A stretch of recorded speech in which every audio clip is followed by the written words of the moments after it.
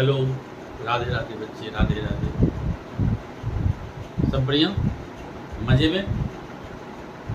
जो मैंने कराया था आप लोग करके आए हो कि नहीं आए हो? आपको ये टॉपिक कैसा लगा? एप्लीकेशन ऑफ इंटीग्रल कैसा लगा आप लोगों को? इजी ना? बस कुछ है ही नहीं, क्योंकि एनसीईआरटी में जो लेवल है वो ओनली 3 मार्कर लेवल है। आपको कुछ क्वेश्चन तो बाहर से भी मुझे कराने हैं।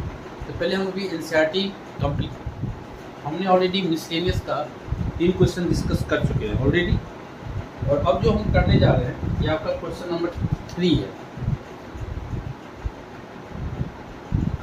क्वेश्चन नंबर 3 क्या है? Find the area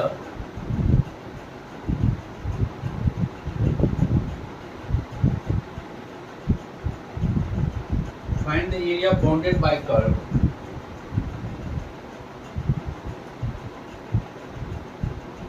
find the area bounded by the curve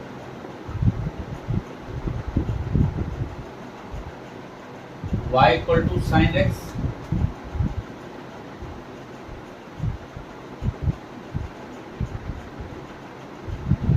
between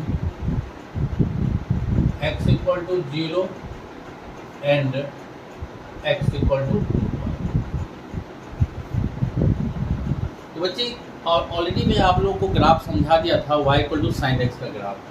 तो जब आपने y equal to sine x का ग्राफ प्लॉट किया था, आपको याद होगा,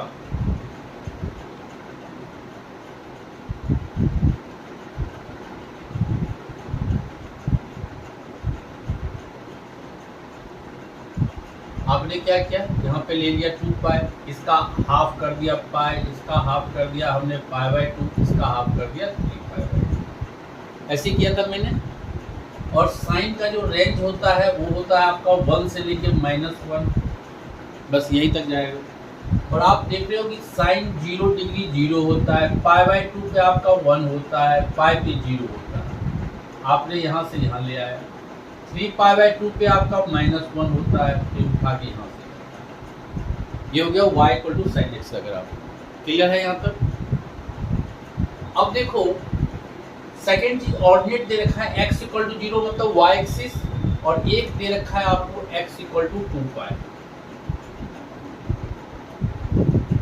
ये तो 0 से लेके 2 पाई एंड x एक्सिस के बीच का एरिया, आपको ये एरिया निकालना है। आपने सेट कर दिया। क्लियर है? अब देखो बच्चे, अगर आप यहाँ देखते हो, अगर इस पार्ट का एरिया मैं निकाल लूँ, इस वाले पार्ट का, उतना ही इसका भी होगा, उतना ही यहाँ से लेके इसका भी होगा, उतना ही इसका भी होगा। तो हमने क्या किया, 0 से लेके पाई बाय 2 का, या 0 से पाई भी निकाल सकते हो आप, ऐसा नहीं है। 0 से पाई निकाल के इंटू 2 कर दो। मैं क्या कर रहा हूँ, 0 से लेके पाई बाय 2, ये कर्व, इस कर्व को हम इंटीग्रेट करेंगे यहाँ से लेके यहाँ तक, तो ये एरिया आ जाएगा, इंटू 4 कर देंगे बस। तो मैंने लिखा यहाँ पे area of shaded reason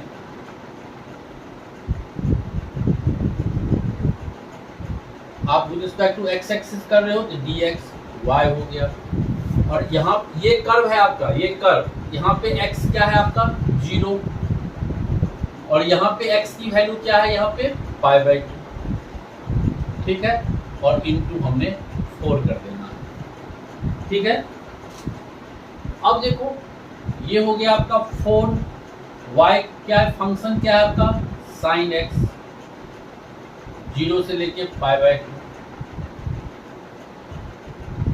sign x का इंटीग्रेशन क्या होगा, minus sine x, sorry minus cos x,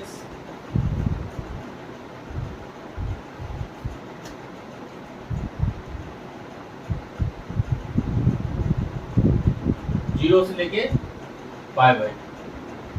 आपने माइनस बाहर कर दिया, ये हो गया आपका cos pi by 2 minus cos 0, और cos 90 वैल्यू 0, cos 0 आपका होता है -1, मतलब -4 इंटू -1, आंसर हो गया आपका 4 square units.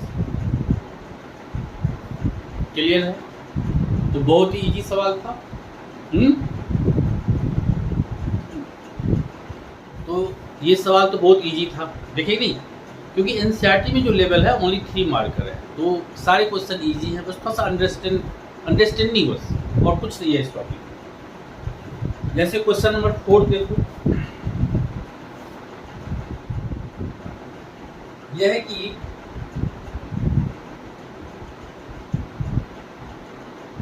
the area bounded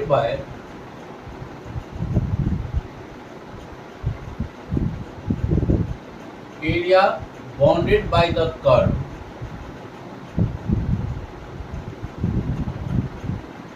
y equal to x cube, फिर कह रहा है x एक्सिस एंड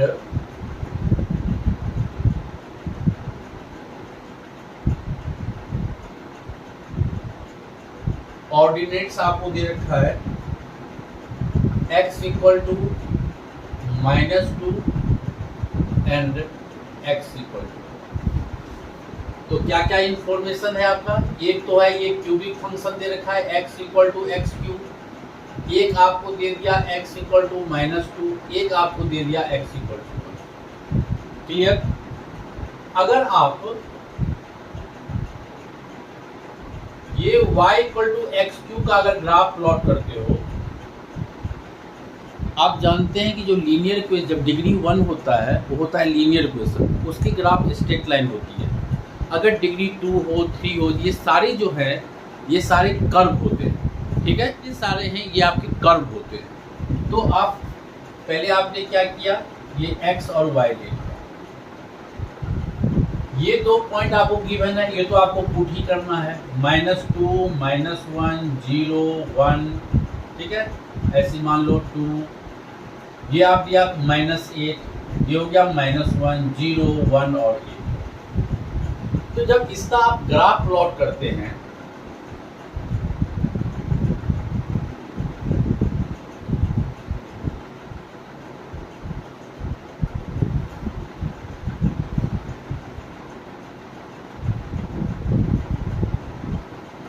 ठीक है, ये आपका हो गया -1 -2, ये हो गया 1, ये हो गया 2, यहाँ पे मान लेते हैं 8, यहाँ पे मान लेते हैं -8।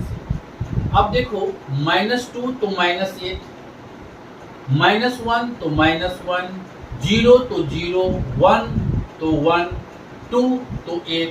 तो ये ग्राफ जो है आपने यहाँ से लेके यहाँ लाया, फिर यहाँ से लेके यहाँ लाया,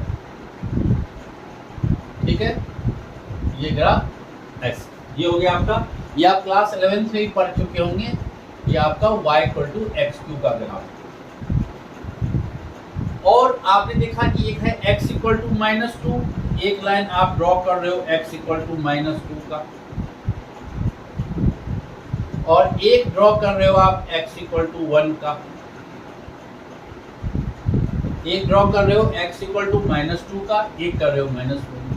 तो कह रहे हैं कि एरिया बाउंडेड बाय ये line curve and x axis, मतलब ये आपको एरिया निकालना है।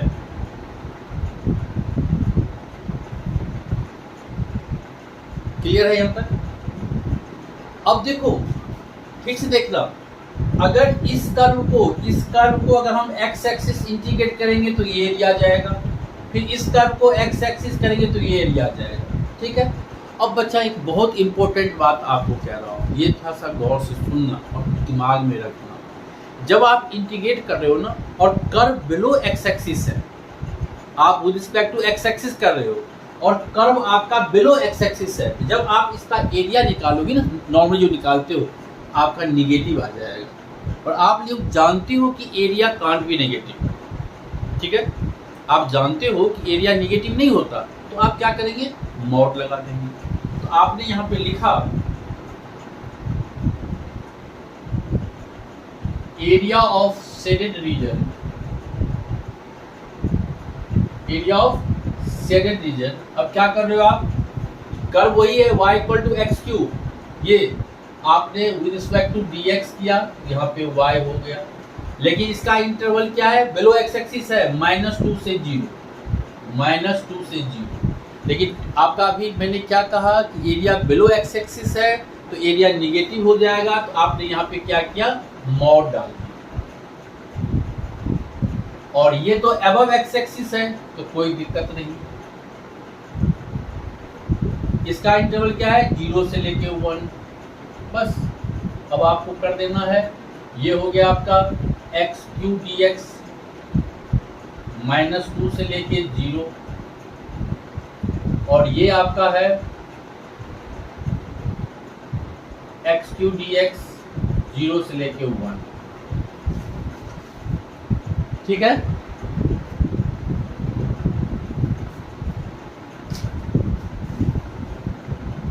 अब आपने क्या किया, इसका इंटीग्रेशन आपने निकाला, ये हो गया आपका x4/4 -2 से लेके 0 का मॉड लगा देते हैं।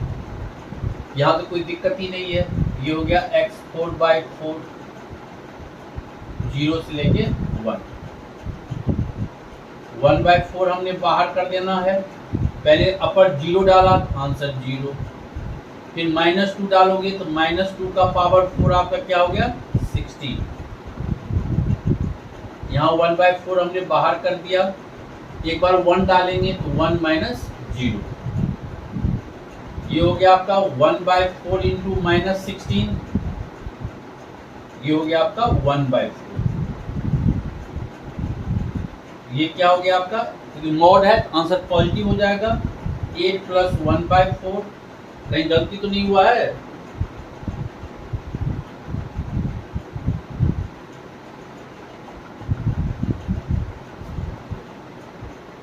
ये हो गया आपका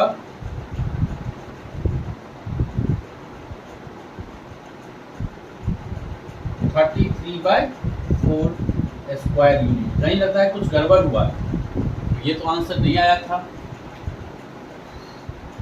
x³ -2 से 0, ये हो गया 0 से लेके 1, x4/4, ठीक, आपने 1/4 0 -2 का पावर 4 आपका हो गया 16, सही है। 1/4 1 - 0, ये सही है। 1/4 इंटू ये हो गया आपका 16 प्लस ये हो गया 1/4, 4 जा होता है बच्चे लोग यार, कम से कम बता तो दिया करो।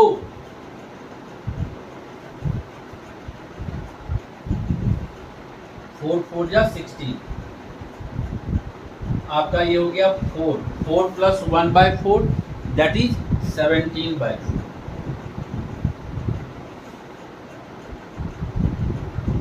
ये आपका आंसर है। क्लियर है?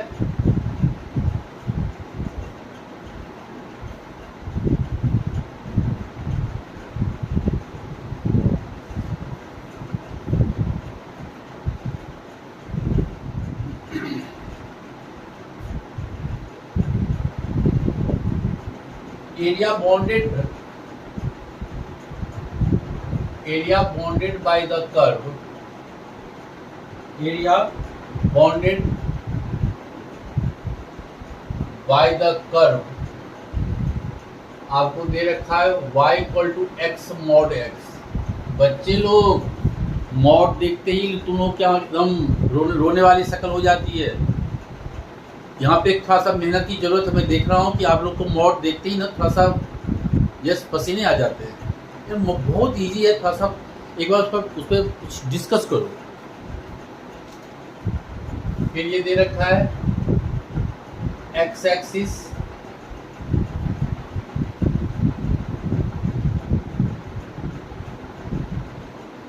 And the ordinates x = -1 and x = 1।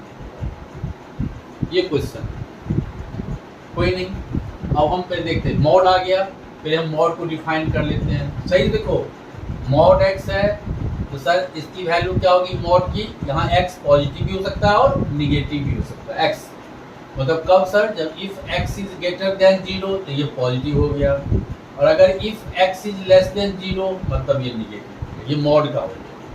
लेकिन सर हमारे पास जो दे रखा है वो y = x mod x है। ठीक है, इसको x से आप मल्टीप्लाई, मॉड x को x से मल्टीप्लाई करो, ये हो गया x स्क्वायर, ये हो गया माइनस एक्स स्क्वायर।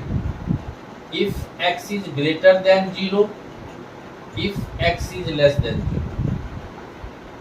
क्लियर? तो आपने देखा ये चीज, एक दो कंडीशन बन गया। एक आपके पास हो गया y equal to x square जब x is greater than equal to 0, और एक बन गया आपका y equal to minus x square if x is less than 0। ये कहानी बन गया। अब बच्चे ये देख लो x स्क्वायर y, ये तो पैराबोला है। अगर इसका हम ग्राफ करें, ये पैराबोला है with vertex 0 0 and axis is positive of y axis. ठीक है, क्योंकि x स्क्वायर है, ये वाला होगा, और ये जो दे रखा है आपको, ये x square equal to minus y है। तो parabola with vertex at origin and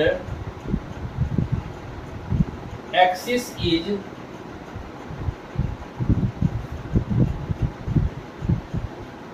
negative of y axis. ठीक है, अब देखो, थोड़ा सा ठीक से देखना मैं क्या समझाना चाह रहा हूं। आपने जब दोनों पैराबोला को प्लॉट किया, ठीक से देखना, ये चीज, ये समझने वाली चीज है।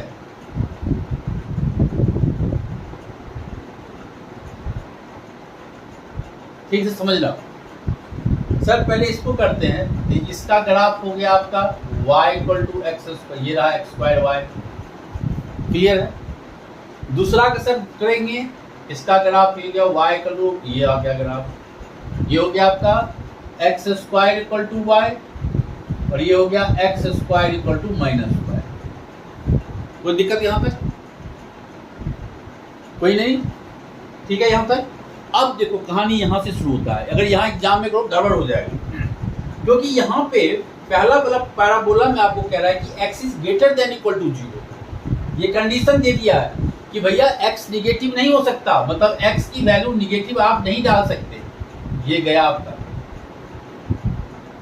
पहले ये कह रहा है, और दूसरे में कह रहा है कि x की वैल्यू लेस देन 0, मतलब पॉजिटिव नहीं हो सकता। ये गया आपका,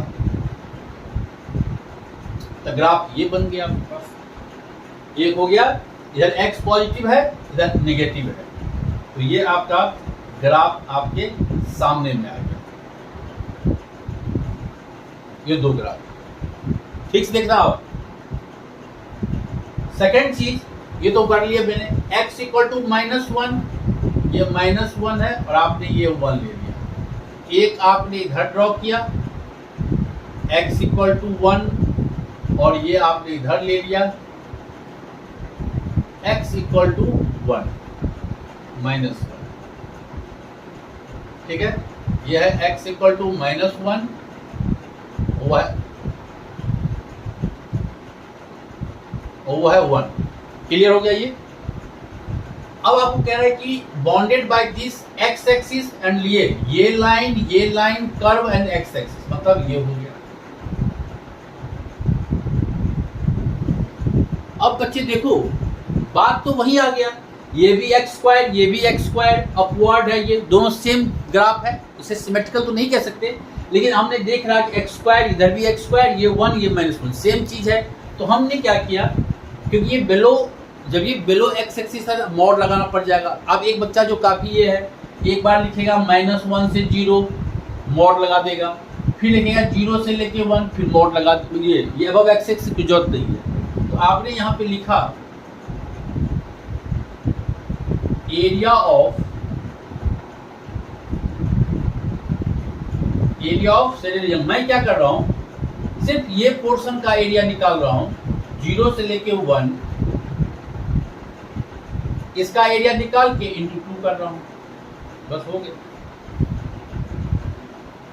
तो ये आपका हो गया y आपका है x square into D x, 0 से लेके 1, तो ये हो गया आपका एक्स क्यूब बाई 3, 0 से लेके 1, 2/3 हमने बाहर कर दिया, एक बार 1 डाला एक बार 0, आंसर आपका हो गया 2/3 स्क्वायर यूनिट्स।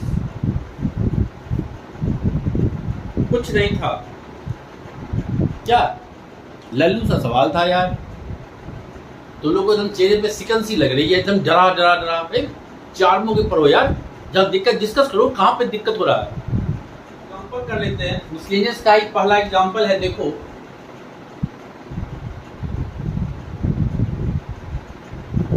मिसलेनियस का example,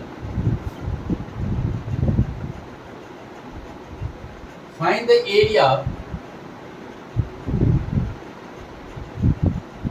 of the region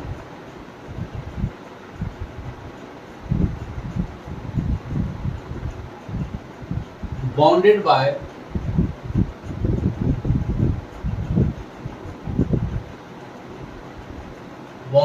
the line y equal to 3x plus 2। बहुत लल्लू सा सवाल है ये। The x-axis and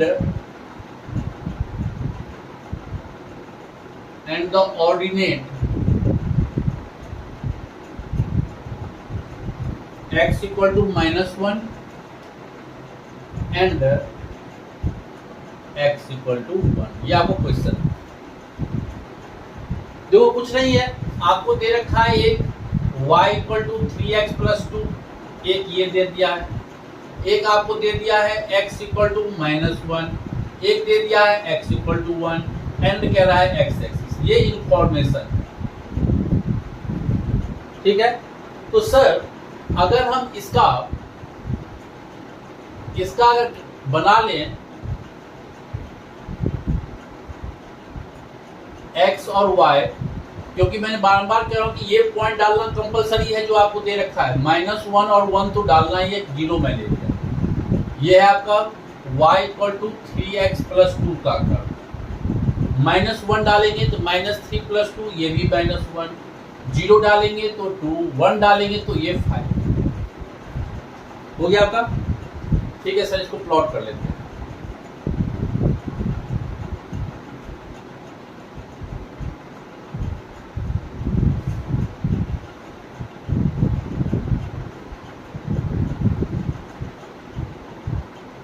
प्लॉट कर लेते, ये हो गया मेरा -1, ये हो गया 1, -1 तो -1 ये है, 0 आपको दे रखा है 2 और 1 तो दे रखा है 5। आपने इसको ड्रॉ किया,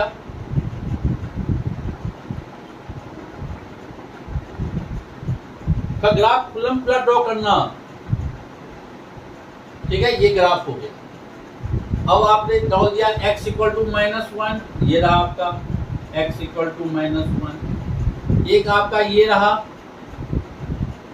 x इक्वल टू 1, और इस लाइन का तो पता ही है आपका, ये दे रखा है y equal to 3x plus 2। Clear है। अब हमें क्या कह रहा है कि ये लाइन, ये x एक्सिस, मतलब सर हमको ये एरिया चाहिए, उसके बाद हमें ये एरिया चाहिए, ये एरिया चाहिए, बस।